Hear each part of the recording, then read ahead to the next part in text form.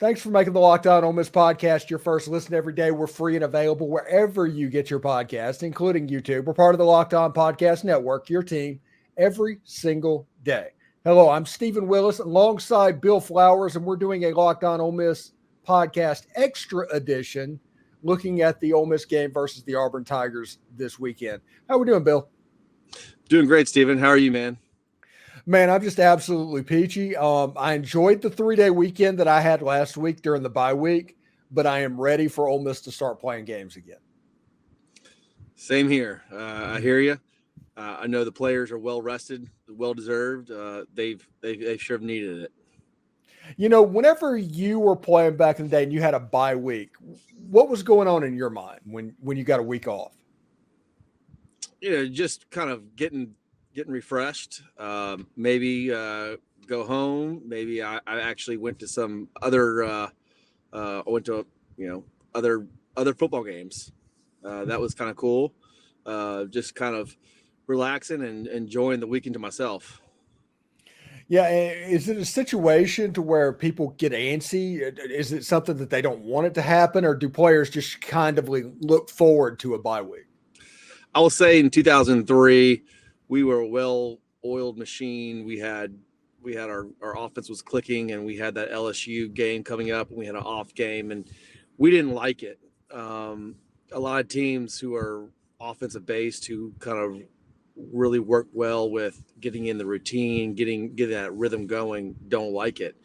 I don't think that's going to be the case with Ole Miss, but when you have that rhythm going, you kind of like to kind of stay in it.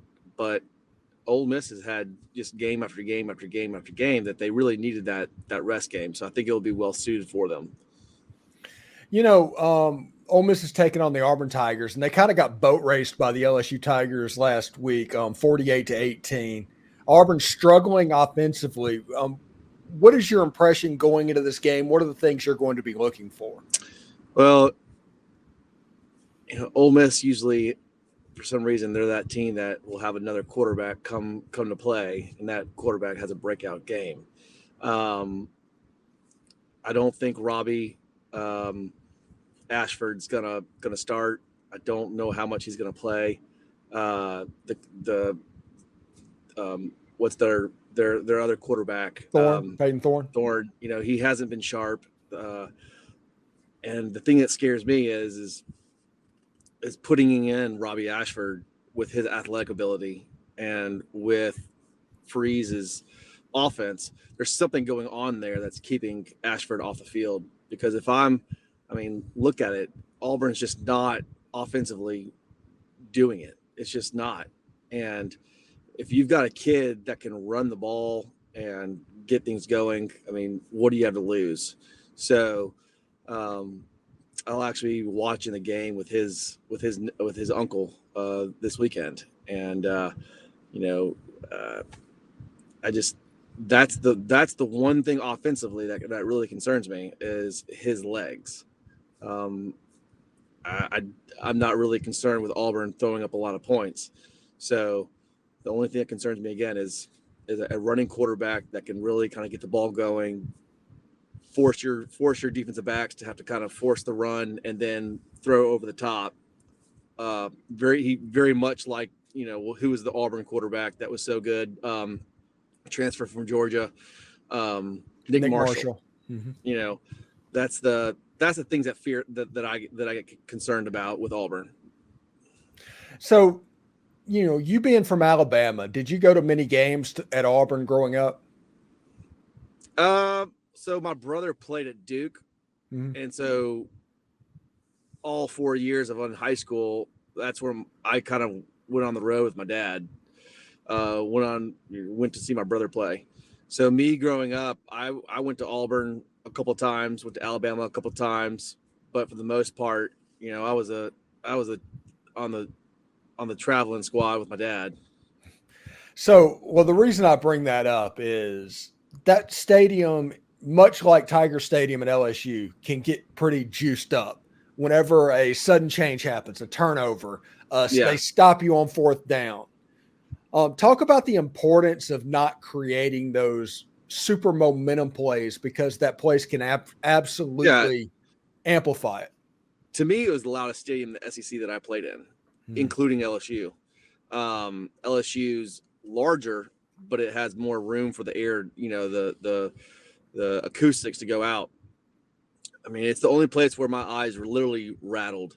So whenever you have a stadium like that, just like they'll say in the NFL, Seattle or Kansas City, those places get so loud that it is definitely an advantage for the home team. So being able to keep the fans out of the game definitely helps.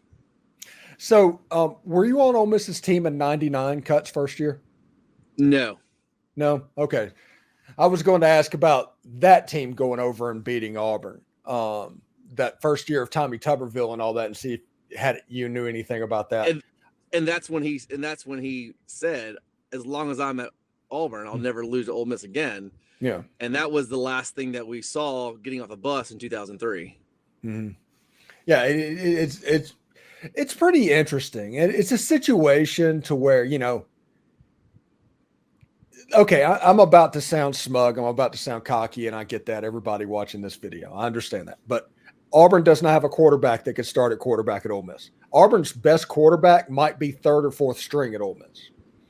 They do not have a running back as good as Quinshon Judkins or Ulysses Bentley. They do not have a wide receiver that can start. The offensive line is not as good as Ole Miss. If we take all of the emotion and all of the scar tissue out, because whenever Ole Miss went over to Auburn in 2007, Auburn had the more talented team.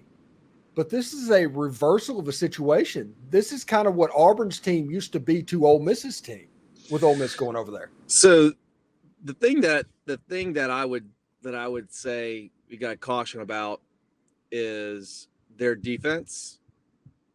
If I'm Hugh Freeze, everything that I'm going to try to do is disguise, do a lot of stunts, and I'm going to make Jackson Dart beat me with not making mistakes. And it's very hard to do that with the amount of weapons that they've got. But if you stack the line and you say, you're not going to beat me with the run, you're going to beat me with the pass, we're going to get pass rush. If they get pressure to him and force him to make quick reads or get the ball out of his hand quickly, dropping linebackers, disguising things. Those are the things that could cause problems. But outside that, this should be a sure win for Ole Miss. It really should. Every time someone asks me, what do you think about this game? And I say it comes down to Jackson Dart. It's how he plays. Like it or not, all the credit will go to him and all the criticism will go to him. And so whether the play calling, they're gonna try to take what the defense gave them. I think they did that the LSU game. You saw them trying to do that the Arkansas game, but Jackson Dart just did not have a great game. They're going to do that against Auburn, but Auburn's going to try to be more is going to disguise it, and that's I think what they're going to try to do. I think in this game, Lane Kiffin and Jackson Dart, they need to do what they did that last drive versus LSU. I think that's important. Get the ball to your playmakers in space, and if they make a guy miss, all of a sudden it's a 10-yard run. And I think Bentley and I think Dayton Wade and even somebody like Trey Harris on the outside, that'll loosen up that Auburn defense and allow Quinshon and those guys to get going, honestly. Yeah, I mean, getting short throws, getting the ball moving, getting your backs involved, hitting the middle of the field. Hitting the middle of the field is where you really are going to make big strides. Using your slots to get those safeties to move. That's where you're going to, that's how you get things going. That's what happened to LSU. You start taking what the defense gave you. Now, what you're going to see is you're going to start seeing people be a lot more disguising, trying to create you, to bait you, to throw into what the defense is giving you. And so easy, short. That's why I think running very a lot of crossing routes that are focusing on the middle of the field, short stuff, quick outs, quick hitches. Those are the things that kind of are going to loosen up the defense, loosen up the offense to force the defense to be able to give us what we need to get the ball going. So that short, intermediate, long run, just getting dart and rhythm is where you use what you really want. And I think being able to spread them out and to be able to take dart up the middle, QB runs. I mean, I would love to know what his average is on every time we spread out and we do a design quarterback run. It's usually, 20 yards. So the short stuff, moving the ball, just slowly and surely, just doing that. But then also the gashes up the middle with him running. I think that's important. What's interesting to me is, and it has taken Charlie Weiss and Lane Kiffin a little bit of time to realize this, but the running game is so good with Quinshawn that teams can't do the drop 8 stuff where they go back in straight play zone. They have to play some man, which opens up that mesh concept that they're just starting to use. The LSU game, they used it against the Arkansas team. They used it. And I'm sure they're going to use it against Auburn as well. But it's like they're realizing it's like, oh, wait, they can't do that drop 8 stuff because Quinshawn and Ulysses Bentley will kill them. So we're going to get some man coverage.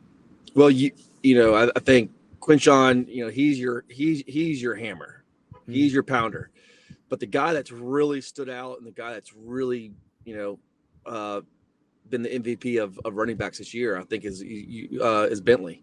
Mm-hmm. When this guy gets going, and gets the outside, I mean, he's been great. And I think that